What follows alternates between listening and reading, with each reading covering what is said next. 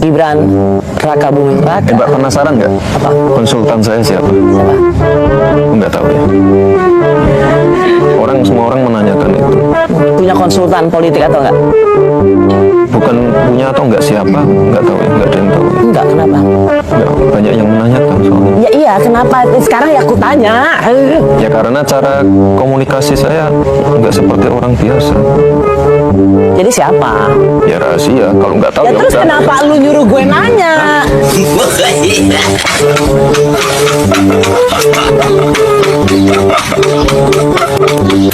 Enggak. Siapa yang gitu-gitu? Berarti benar bahwa ini episode terakhir. Episode terakhir. Iya benar. Ya. Nah ya. Terus setelah itu apa? Kegiatan tanah ngapain? Itu ya pertanyaannya. Jawabannya Ya? apa? Oke. Satu pertanyaan aja ya berarti ya. Iya. Ya udah, saya tutup ya. Aku mau nyapa Ya, Pak Jokowi. Oh, mau nyapa dulu, Pak. Seneng dong lihat Gibran. Hah? Ya, tiap hari kerja terus. Enggak, kalau saya pengangguran saya ngikut bapak saya terus, saya kan kerja. Kemarin kan di di salah satu media itu saya dikatain anak haram toh karena nggak pernah ikut kampanye. Nah, kalian ke Solo, kalian lihat aktivitas saya kayak apa? Orang sibuk, orang punya pekerjaan. Kita sampai pagi lu bener ini. Saya kenalkan satu persatu. Ini Buming Raka. Umur 27 tahun. Hah? 25. 25 dan 27 gitu. Ini 22 23. Umur 19-20 51 tahun. Yang belum tahu siapa sesungguhnya Gibran Raka Buming. Kira-kira banyak yang tahu nggak? Ya, saya nggak terkenal sih. Yang terkenal bapaknya ya? Yang terkenal adik saya.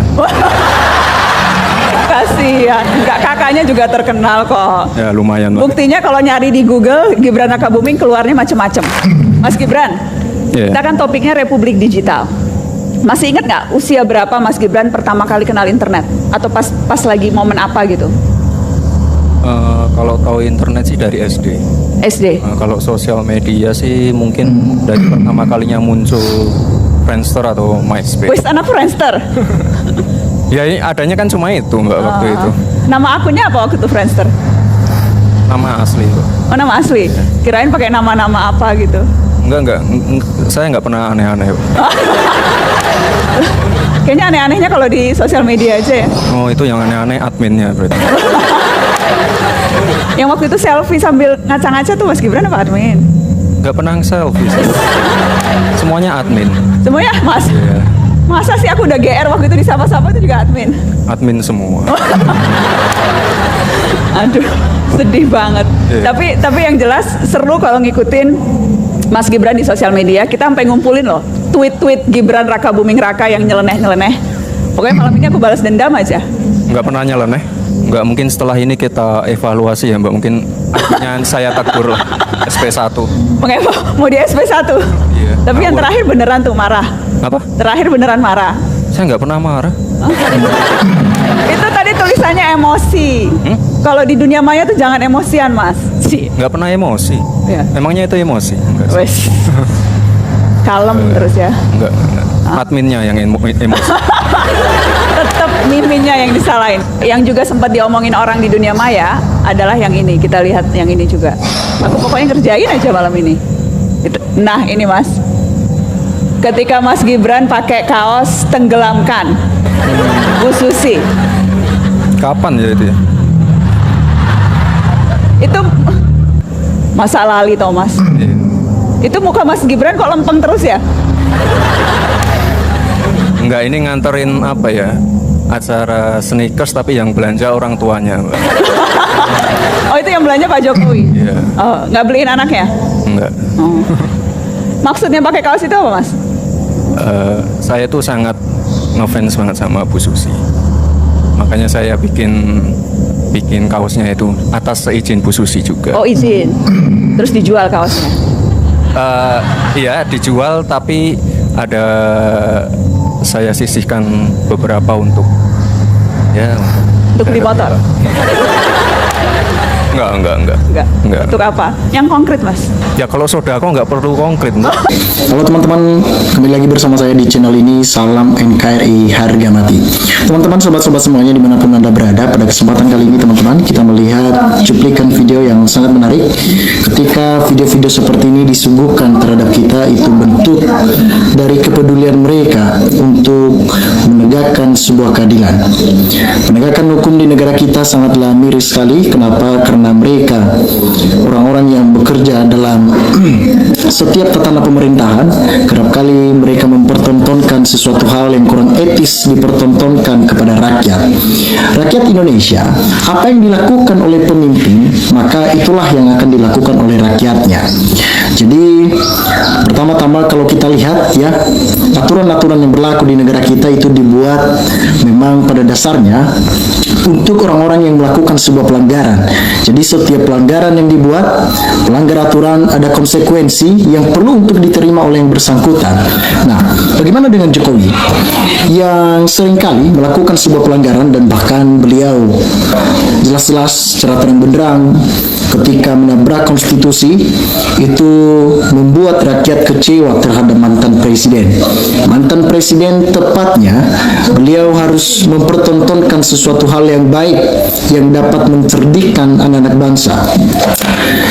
Sehingga mereka menyatakan di sini teman-teman, penjarakan dan adili Jokowi.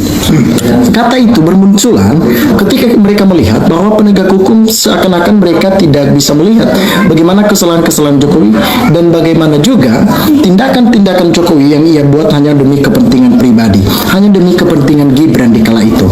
Siapapun yang menghalangi pembuktian ijazah Jokowi maka patut dicurigai.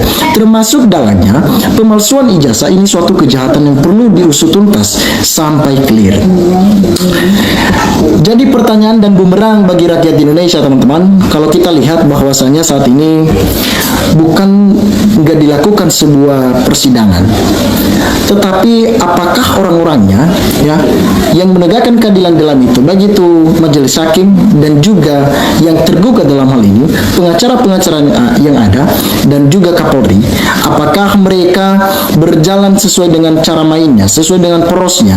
Itulah jadi pertanyaan besar, karena tidak mungkin tidak Jokowi akan menghasut dan mengintervensi mereka-mereka ini supaya kemenangan ada di kubu Jokowi. Sudah jelas palsu. Itu ijazahnya hanya dilindungi pihak penegak hukum dan menumbalkan pihak lain dengan atas nama pasal-pasal hukum untuk kejadian tersangka. Wahai para penegak hukum, jujurlah kalian menegakkan hukum dan kasus ijazah Jokowi. Jangan karena ketidakjujuran keadilan berakibat kalian terancam di azab dunia dan akhirat serta berdampak buruk pada keluarga kalian. Terutama bagi mereka-mereka para termul-termul ini yang berani siap pasang badan untuk membela Jokowi. Semua yang terlibat terkait ijazah palsu Jokowi, mulai dari pencalonan di Wali Kota Solo, Gubernur di DKI, Presiden Republik Indonesia selama 2 periode, wajib dihukum mati seberat-beratnya agar menjadi pelajaran buat generasi saat ini dan yang akan datang supaya tidak diulangi perbuatan yang membuat rusak hampir semua institusi, lembaga pemerintahan di negeri ini. Semua masuk angin, jadi pelaku penipuan ijazah ini benar-benar memalukan dan wajib dihukum seberat-beratnya. Tarik semua privilege yang melekat di Jokowi termasuk gaji bulanan, rumah pemberian negara, karena penipu tidak mendapatkan sebuah apresiasi seperti itu. Sita semua kekayaan Jokowi, karena itu pastinya bermula dengan sebuah kebohongan-kebohongan yang dimana ia membangun gimmick untuk mendapatkan semuanya itu. Nah, rakyat mulai paham. Rakyat tidak bodoh saat ini. Rakyat sudah pada pintar-pintar. Mereka tahu mana yang salah, mana yang benar, mana yang akan berpihak kepada rakyat dan mana juga yang hanya mementingkan kepentingan keluarga. Si Jokowi ini memang begitu sulit untuk ditumbangkan. Cawe-cawe Jokowi cukup menarik untuk diperhatikan. Teman-teman, salah satu lembaga institusi ya, ketika Jokowi memberikan ijazahnya dalam pencalonan, untuk memverifikasi data itu adalah melalui Komisi Pemilihan Umum ataupun kerap kali kita sebut yaitu KPU. KPU Surakarta harus didanakan jika benar ada pelanggaran. Pemusnahan berkas pencalonan Wali Kota Solo Surakarta tahun 2005 mencurigakan sekali ya, apalagi di gubernur dan juga menjadi presiden. Itulah yang mestinya untuk ditelusuri bersama-sama sehingga rakyat tahu mana kebenaran di sini. Sekalipun kebohongan dan ketidakadilan berlari secepat kilat, namun sewaktu-waktu kebenaran dan keadilan akan terus menemukan jalannya sendiri. Kebenaran itu selalu menjadi hal prioritas utama.